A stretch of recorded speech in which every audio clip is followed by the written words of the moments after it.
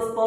आज हम लोग बिहार बोर्ड का बीबीए क्वेश्चन को पढ़ेंगे जो कि 10वीं एग्जाम में पूछेगा ही पूछेगा और 100% पूछेगा। नहीं पूछेगा तो हम वीडियो को डिलीट कर देंगे, ऐसा अगर नहीं पूछा तो 100% गारंटी है और यही पूछेगा। और याद रखिएगा यहाँ पे कैसे क्वेश्चन रहेगा, ये भी क्वेश्चन को समझ लीजिए। वहां पे लिखा हुआ रहेगा कि शून्यकों का योग तथा गुणनफल क्रमशः दी गई है,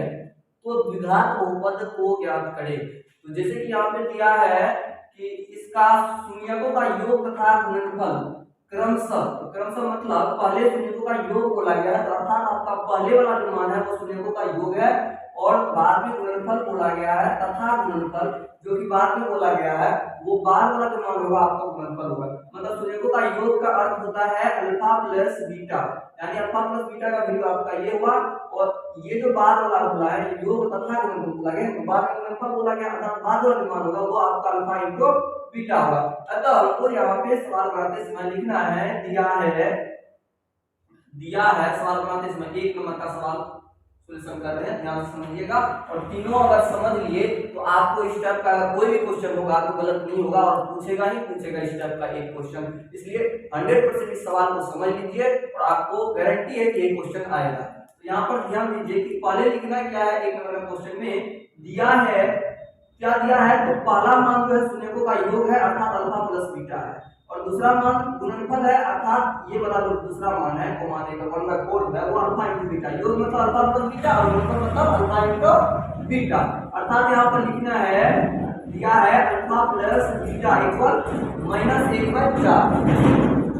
-1/4 लिख दिए, कोई दिक्कत नहीं होना चाहिए। यानी कि पहला शून्यकों का योग है तो लिख दिए अल्फा प्लस बीटा बराबर -1/4। अब दूसरा मान हमारा शून्यकों का गुणनफल है अर्थात मेरा दूसरा मान अल्फा इंटू बीटा का है, इसलिए लिख देंगे अल्फा इंटू बीटा का वैल्यू कितना हमको दिया है 1/4 दिया है। चलिए हमारा दोनों मान हम यहाँ पे लिखिए जो कि हमको दिया हुआ, एक अल्फा प्लस बीटा का मान पहले वाला -1/4 और दूसरा अल्फा इंटू बीटा का मान जो 1/4 है 1/4 लिखिए। अब करा द्विघात बहुपद ज्ञात करें, क्या करा है, द्विघात बहुपद ज्ञात करें। द्विघात बहुपद का सूत्र होता है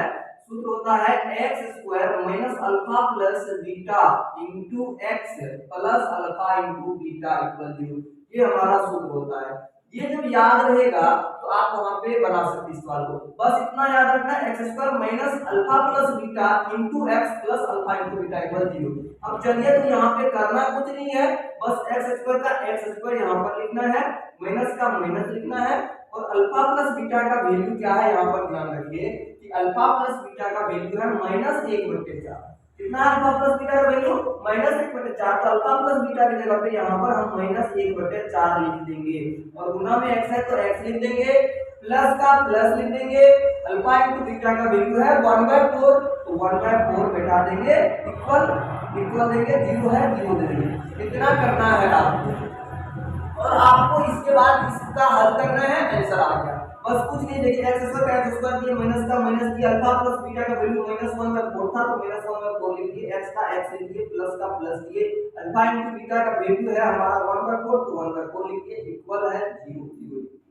चलिए इतना लिखने के बाद करना कुछ नहीं है, बस x² का x² लिखेंगे, माइनस माइनस क्या हो जाएगा प्लस 1/4,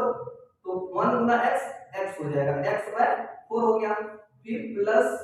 1/4 है तो 1/4 इक्वल 0। अब चलिए दोनों यहाँ पे बट्टे में 4 है तो इसको हटाना भी है, एलसीएम लेके हटा देंगे, एलसीएम लेके तो 4 हो जाएगा।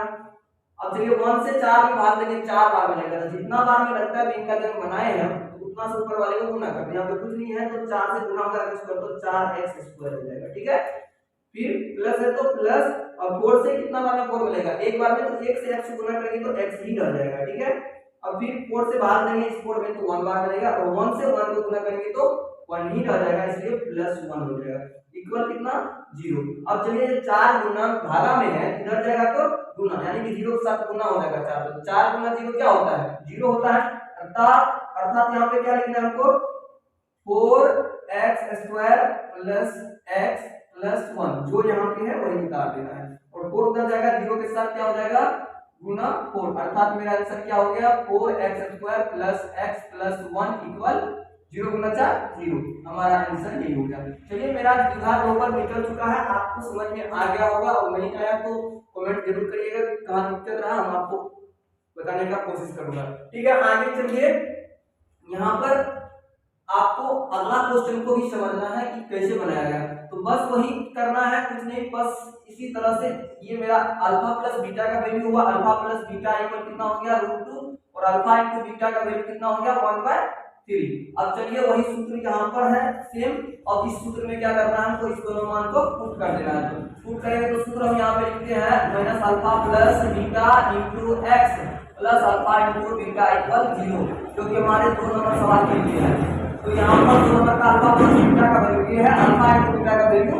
ये है, मतलब अल्फा प्लस बीटा का वैल्यू हमारा पहला वाला मान होता है कि पहले शून्य को गायब बोला गया है, बाद में गुणन बोला गया, अर्थात अल्फा प्लस बीटा का मान मेरा √2 हो गया और अल्फा इंटू बीटा का वैल्यू 1/3 हो गया। तो चलिए यहाँ पर करना कुछ नहीं है, x स्क्वायर का x स्क्वायर लिखेंगे, माइनस का माइनस लिखेंगे, ठीक है। और अल्फा प्लस बीटा का वैल्यू मेरा क्या है √2 है, तो √2 लिखना है और x का x लिख देंगे, ठीक है। प्लस का प्लस और अल्फा इंटू बीटा का वैल्यू मेरा क्या है 1/3 है इक्वल 0। अब चलिए कुछ नहीं, तो इस सब का एलसीएम लेके 3 को हटाने की कोशिश करते हैं, तो 3 का एलसीएम लेके 3 हो जाएगा, 1 से 3 बार मिलेगा, इसलिए 3 से गुना हो जाएगा, 3x² हो गया, फिर 1 से 3 बार मिलेगा, इसलिए 3 × √2 हो जाएगा, यानी 3 × 2x, फिर 3 से भाग देंगे, एक बार मिलेगा, इसलिए 1 × 1 1 ही रह जाएगा इक्वल 0, फिर 3 उधर जाएगा तो 3 0 से गुना होगा तो 0 हो जाएगा, क्योंकि भाग में अंदर गुना हो जाएगा 0 हो जाएगा, अर्थात ये 3 गायब हो जाएगा, बचेगा क्या 3x² - 3 √2x प्लस 1, जो ऊपर में था वही उतार दिए, इक्वल में ये 3 0 हो जाएगा, क्योंकि गुना हो जाएगा, क्योंकि भाग में इधर आएगा गुना होगा, 0 गुना 3 क्या होता है 0, यहाँ पे लिख देंगे 0, यही मेरा हो गया ऊपर। तो इस तरह से आपको सॉल्यूशन करना है, ठीक है। फर्स्ट और सेकंड सॉल्यूशन हो गया, थर्ड बच गया, तो थर्ड में भी वही करना है, करना कुछ नहीं है, मेरा अल्फा प्लस बीटा का वैल्यू क्या हो गया 1/4 और अल्फा इंटू बीटा का वैल्यू क्या हो गया -1। अब चलिए ये मेरा वैल्यू हुआ, अब सूत्र क्या होता है बहुपद का x² - alpha plus beta x plus alpha into beta equal 0, ये सूत्र होता है हमारा। अब चलिए ये तीनों ये सूत्र तो हम लिख दिए, अब इस सूत्र में क्या करना है हमको, इस वैल्यू को पुट करना है, तो x² का x² लिखेंगे, माइनस का माइनस लिखेंगे, और अल्फा प्लस बीटा का वैल्यू क्या होगा 1/,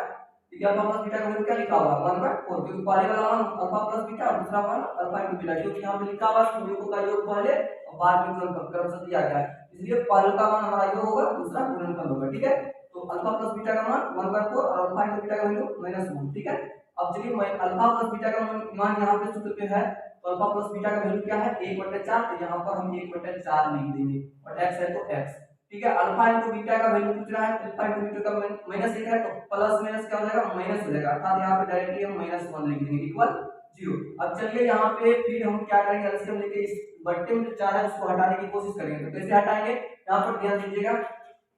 इसका एलसीएम लेंगे, तो एलसीएम लेके कितना हो जाएगा, एलसीएम लेने पर इसका एलसीएम हो जाएगा 4 हो जाएगा। अब चलिए कितना बार है 1 से 4 बार में लगता है, तो 4 से